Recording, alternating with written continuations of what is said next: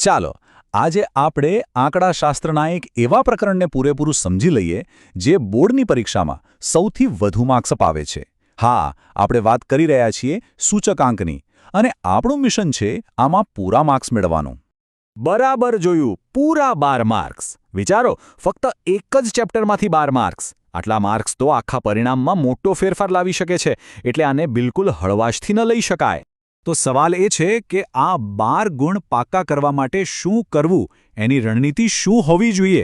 બસ એ જ સમજવા માટે આપણે અહીં ભેગા થયા છીએ. ચાલો સ્ટેપ બાય સ્ટેપ આખી ગેમ પ્લાન સમજીએ. તો આપણા આ 12 માર્કના મિશનની શરૂઆત કરીએ. અને કોઈ પણ મિશનની જેમ શરૂઆત હંમેશા પાયાની સમજથી જ થાય. જો બેઝિક્સ ક્લિયર હશે ને, તો પછી 5 માર્કનો દાખલો પણ એકદમ સહેલો લાગશે. તો સૌથી પહેલાં આ સૂચક આંક છે શું? એકદમ સાદા શબ્દોમાં કહીએ તો એ ભૂતકાળના કોઈ સમયની સરખામણીમાં અત્યારના સમયમાં કોઈ વસ્તુના ભાવમાં કેટલો ટકાવારી ફેરફાર થયો છે એ બતાવે છે. અને હા, ખાસ વાત, તે એકમથી મુક્ત માપ છે. મતલબ કે એની પાછળ રૂપિયા, કિલો કે મીટર જેવું કંઈ ના લાગે.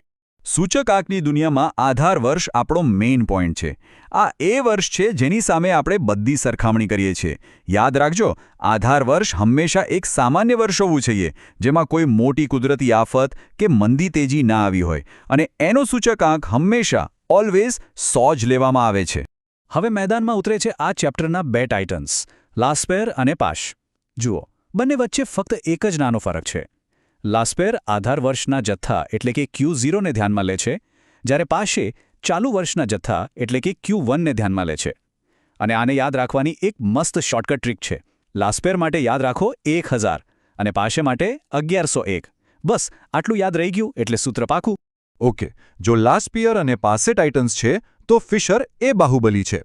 ફિશરનો સૂચક આંક એ સૌથી શ્રેષ્ઠ અને સૌથી મહત્વપૂર્ણ ફોર્મ્યુલા છે. કેમ? કારણ કે એ લાસ્પિયર અને પાસે બંનેના જવાબનો ગુણોત્તર મધ્યક છે. આ વાક્ય મગજમાં ફિટ કરી લેજો. 1 માર્કનો આ સૌથી ફેવરિટ સવાલ છે. ફિશરનું સૂચકાંક આદર્શ સૂચકાંક ગણાય છે, પણ શા માટે? કારણ કે તે આધાર વર્ષ અને ચાલુ વર્ષ બંનેના જથ્થાને ધ્યાનમાં લે છે, એટલે એ વધુ સંતુલિત અને વધુ ભરોસાપાત્ર પરિણામ આપે છે. ચાલો મોટા પડકાર પર જતા પહેલા થોડા સરળ લક્ષ્યો પાર પાડીએ. જોઈએ કે આ સૂત્રોનો ઉપયોગ કરીને 2 અને 3 માર્કના દાખલા કેટલી સહેલાઈથી સોલ્વ કરી શકાય છે. આને આપણે વોર્મઅપ સમજી શકીએ. જો 2 માર્કનો પ્રશ્ન કેટલો સિમ્પલ હોઈ શકે છે. તમને લાસ્પેર અને પાસેના સૂચક આંક આપેલા જ હશે. તમારે બસ ફિશરનું સૂત્ર વાપરીને બંનેનો ગુણાકાર કરવાનો છે અને એનું વર્ગમૂળ કાઢી લેવાનું છે. અહીં 121 અને 144નું વર્ગમૂળ 11 અને 12 થાય, એટલે જવાબ આવી ગયો 132. 2 માર્ક્સ રોકડા. હવે વારો છે 3 માર્કના દાખલાનો, જેમાં મોટે ભાગે જીવન નિર્વાહ ખર્ચનો સૂચકાંક પૂછાય છે. એનું સૂત્ર પણ એકદમ સરળ છે.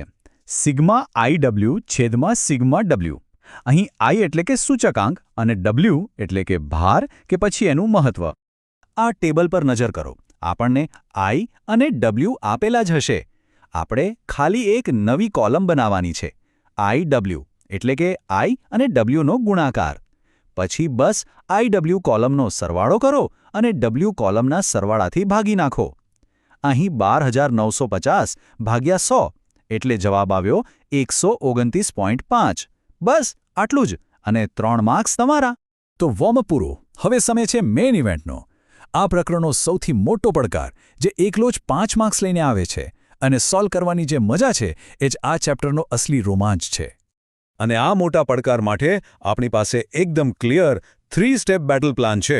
સ્ટેપ 1, 4 કોલમવાળું ગણતરીનું ટેબલ તૈયાર કરો. સ્ટેપ 2, લાસ્પેર અને પાસેની ગણતરી કરો. અને છેલ્લું સ્ટેપ 3, ફિશરનો સૂચકાંક શોધી કાઢો. બસ આ 3 સ્ટેપમાં 5 માર્ક પાક્કા. પરીક્ષામાં તમને રકમ કંઈક આ રીતે દેખાશે. આધાર વર્ષ અને ચાલુ વર્ષના ભાવ એટલે કે P0 અને P1, અને જથ્થો એટલે કે Q0 અને Q1 આપેલા હશે. અહીંથી આપણું અસલી કામ શરૂ થાય છે. તો આપણું પહેલું પગલું આ 4 જાદુઈ કોલમ બનાવવાની છે. P1 Q0, P0 Q0, P1 Q1 અને P0 Q1.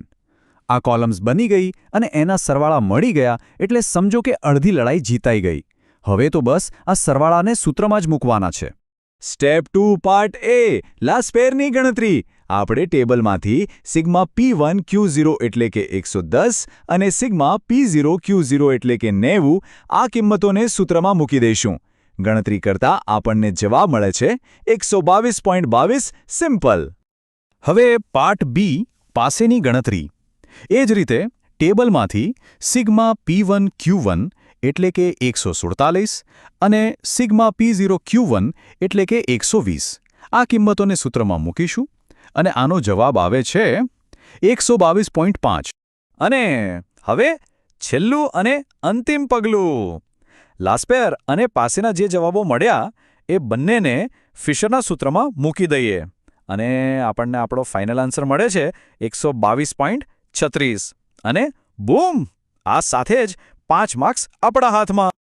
અહીં સુધી તો બધું સરળ લાગ્યું, બરાબર?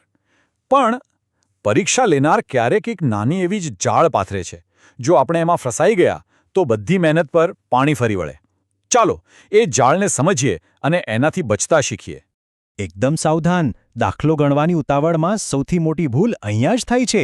ગણતરી શરૂ કરતા પહેલા ફક્ત એકવાર બધી વસ્તુઓના એકમ એટલે કે યુનિટ્સ ચોક્કસ ચકાસી લેવા. આ જુઓ, આ છે એ જાળ. વસ્તુ એમાં ભાવ 20 કિલોનો આપ્યો છે, જ્યારે જથ્થો કિલોમાં છે. એવી જ રીતે વસ્તુ બીમાં ભાવ ડઝનનો છે, પણ જથ્થો નંગમાં એટલે કે પીસમાં છે. જો આ ભૂલ પકડ્યા વગર સીધી ગણતરી કરી તો જવાબ 100% ખોટો જ આવશે. અને આ છે એ જાળમાંથી બચવાનો રસ્તો. ગણતરી શરૂ કરતા પહેલા આપણે એકમોને સરખા કરવા પડશે. વસ્તુ એમાં 400 રૂપિયાના 20 કિલો, તો 1 કિલોનો ભાવ થયો 20 રૂપિયા. વસ્તુ બીમાં 48 નંગને 12 વડે ભાગીને 4 ડઝનમાં ફેરવી દઈશું. હવે આપણું ટેબલ એકદમ પરફેક્ટ છે અને ગણતરી માટે તૈયાર છે. આ એક સ્ટેપ ખૂબ જ જરૂરી છે. સરસ. તો પરીક્ષા હોલમાં પ્રવેશતા પહેલા ચાલો એક ફાઇનલ ચેકલિસ્ટ પર નજર કરી લઈએ, જેથી આ 12 માર્કના મિશનમાં કોઈ કચાસ ન રહી જાય. તો ફટાફટ રિવાઇઝ કરી લઈએ. પહેલું, આ ચેપ્ટર 12 ગુણનું છે. બીજું, ફિશર આદર્શ સૂચકાંક છે. ત્રીજું, શોર્ટકટ યાદ રાખજો, લાસ્પેર એટલે 1000, પાસે એટલે 1101. ચોથું, 5 માર્કના દાખલા માટે 3 સ્ટેપ પ્લાન વાપરવાનો. પાંચમું, સૌથી અગત્યનું, ગણતરી પહેલાં એકમ હંમેશા તપાસવા.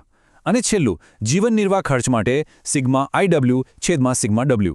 બસ આટલું મગજમાં રાખશો એટલે કામ થઈ ગયું. તો હવે કહો, શું આ 12 માર્ક્સ પર પોતાનો હક જમાવવા માટે તમે પૂરેપૂરા તૈયાર છો? મને ખાતરી છે કે આટલી તૈયારી પછી આ 12 માર્ક્સ ક્યાંય નથી જવાના. પરીક્ષા માટે ખૂબ શુભેચ્છાઓ.